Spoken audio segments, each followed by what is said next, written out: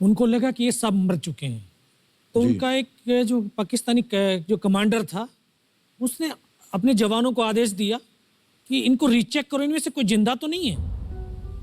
तो उनके पाकिस्तान के 2 सैनिक आए, आकर के हमारे जवानों के शरीर के अंदर गोलियां दागने लगे।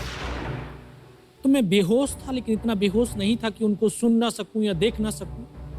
तो जो मेरे सामने वाले साथी को जो सीने में आकर 4-4, 5-5 जो राउंड के ब्रस्ट मारे, डेड बॉडी ऐसे उछलती थी ऊपर की तरफ। सामने वाले को मारा, बगल वाले को मारा, मैं भी इस तरह से ऐसे पड़ा हुआ था।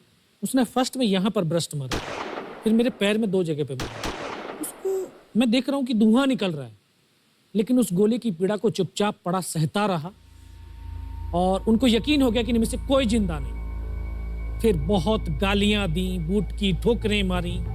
फिर काफी देर के बाद में उनका जो कमांडर था उसने बोला कि इनके वेपन उठा लो और नीचे जो हिंदुस्तान का पोस्ट है उसके ऊपर दूसरे जो उनके साथी थे उनको सूचना दिया, उसके ऊपर हमला कर दो।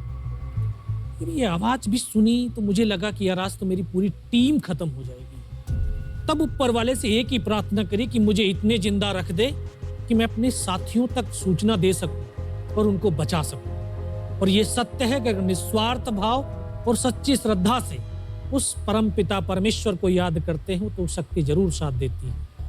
दोबारा से उसके साथी आए, पाकिस्तान के सैनिक आए और हमारे जवानों के शरीर के अंदर गोलियां दागने लगे। उन्होंने फिर उसी रोटेशन से गोली मारी, फिर भी मेरी बाजू में, पैर में गोली मारी। और तब तक एक विश्वास भी मैंने पैदा कर लिया था कि अगर इसने सर और सीने में गोली नहीं मारी, चाहे मेरा हाथ पैर दोनों ही काट करके ले जाए, मैं उफ तक नहीं करूंगा और मैं जिंदा रहूंगा।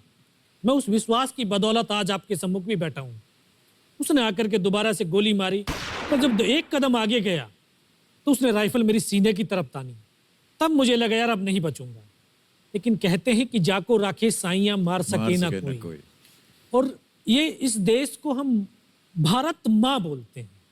जब तो बच्चे थे एहसास नहीं था, आज पता चलता है इसको माँ क्यों बोलते हैं। क्योंकि ये भारत माँ जैसा दायित्व और कर्तव्य का निर्वाह भी करती है। ये अपने बेटों की वीरता, शौर्य और पराक्रम को कभी दफन नहीं होने देती है। वाह क्या बात। तो शायद इस माँ भारती ने मुझे चुना होगा कि उसके बेटों ने जो शौर्य, वीरता और पराक्रम दिखाया उसको दुनिया तक पहुंचा सकूं। जब उसने गोली चलाई तो यहाँ पर पर्स में 5-5 रुपए के कुछ सिक्के भी थे। जब गोली जाकर के सिक्कों पे टकराई तो मुझे भी आभास हुआ कि तो मर गया हूं। पाकिस्तान का दूसरा सैनिक आया, उसने आकर के मेरा AK-47 उठाया और वापस मुड़ा तो उसका पैर मेरे पैर से टकराया होगा। तब मुझे लगा कि यार मैं तो जिंदा हूं। तब मेरे पास एक हैंड ग्रेनेड था, मैंने उसको पिन निकाली और उसके ऊपर ऐसे फेंका तो कोट के अंदर हुड लगे हुए, हुड के अंदर वो गिरा जी। उसने तुरंत पीछे की तरफ मुड़ के देखा, पीछे तो कोई मूवमेंट था नहीं। तो जब तक वो ग्रेनेड को निकाल पाता, ग्रेनेड फट गया। यहाँ से उसका पूरा सर उड़ा और वो हमारे ऊपर आकर के गिरा। जो पाकिस्तान के दूसरे सैनिक थे उनमें खलबली मची कि इनमें से कोई जिंदा है। कुछ बोले जिंदा नहीं, नीचे से रिइंफोर्समेंट आ गई है। तो उनमें खलबली मची। मेरा पास वही एक मौका था, मैंने दोनों हाथों से उसकी राइफल को उठाने की कोशिश करी, ये हाथ हिला नहीं। एक हाथ से राइफल उठाई, वहां से ब्रस्ट फायरिंग की है। 4-5 पाकिस्तानी सैनिकों को मौत की